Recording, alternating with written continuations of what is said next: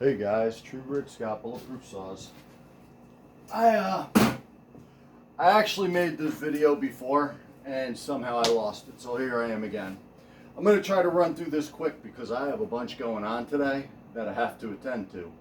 But I'm going to go on clone saw chain tensioners. I started thinking about it. I have two 460 builds that I'm doing here, and there's a couple common questions that I see people still have problems with chain tensioners. I'm going to tell you this. Farmer Tech has improved the chain tensioner significantly. The metal's still nowhere close to the quality of the steel metal, but they're not bad now with a couple caveats, and I'm going to run through them with you. What I'm going to do first, though, is everybody asks how you shim the chain tensioner, and really you're just making a bushing for the end of it. I'm going to give you a quick view of what that is, and then I'm going to go into this chain tensioner thing. So I'm going to pause you, I'll show you the bushing, and then we'll move on. Hang in with me, guys. Okay, guys, here's how I do the bushing, and I'm working around here, and don't mind, everything's a mess.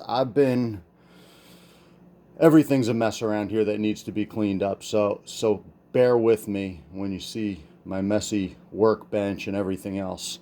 Anyhow, this is all I do. I'll put the number for the size of this brass tube that you need maybe in the comments or somewhere in the video. And you see I have that pretty loose in there because it's real easy to flatten out this brass tube in the vise.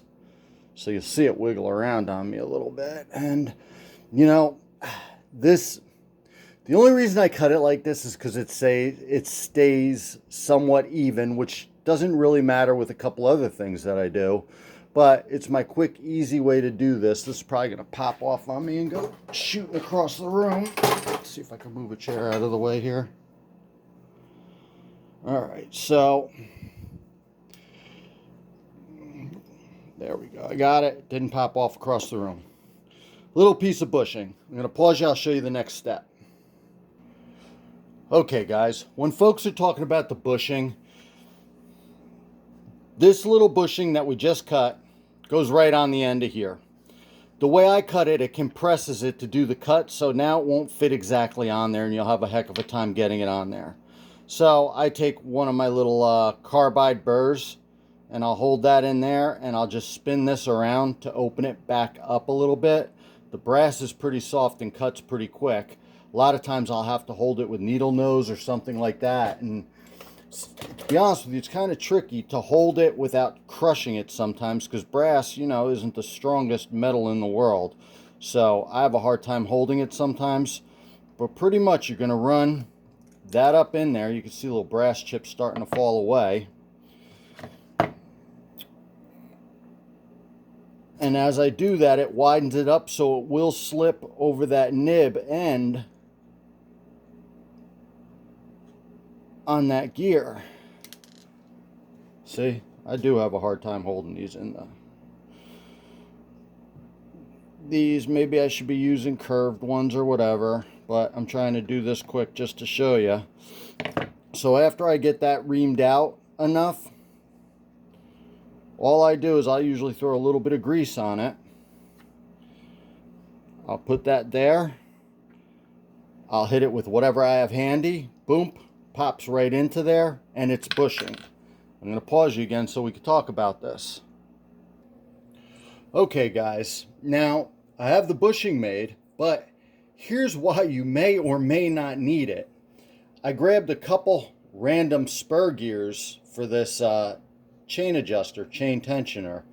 And what you'll find is that if you look at the nibs on them, and I just grabbed 3 randomly, they all might be different sizes.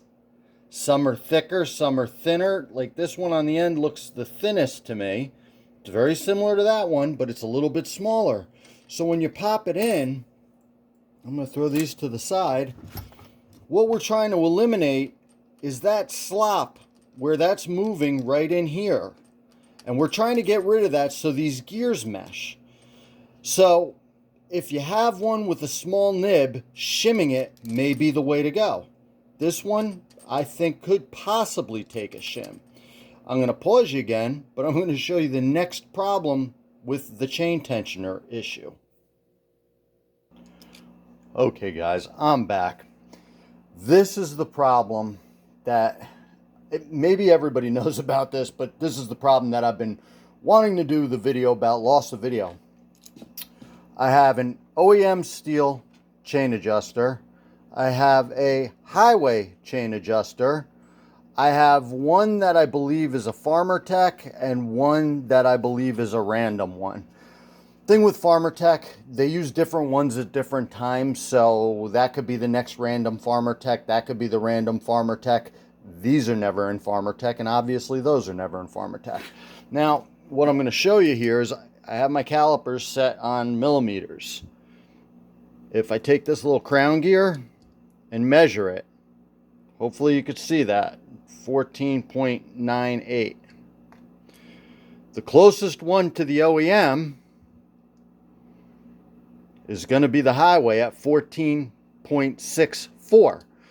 Different sizes already. We're going to go with a random Farmer Tech one. 16.31. 15.64. What I'm trying to tell you is that you get all different sizes of these, and I don't have another Stihl one, but I'm guessing they're all dead on all the time.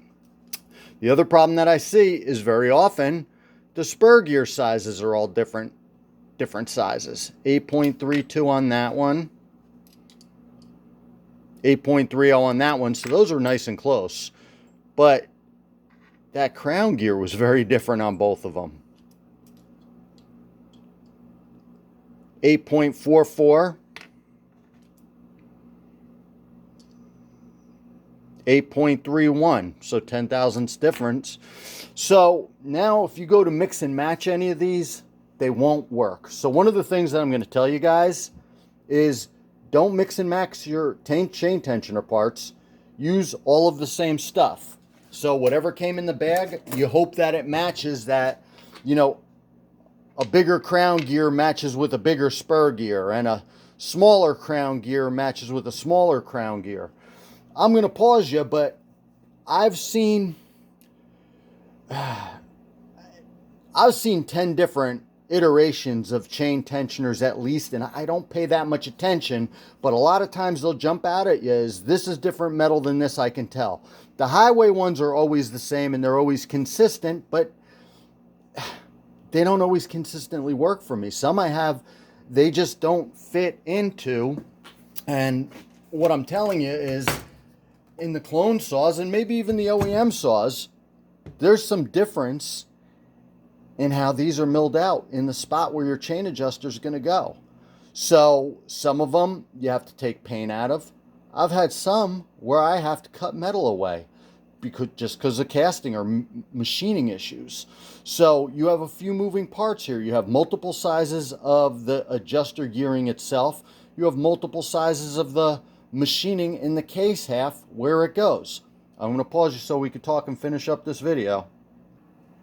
Okay guys, so there's my little quick thing on chain tensioners, and maybe we could wrap up this video. Different size parts, different size slots.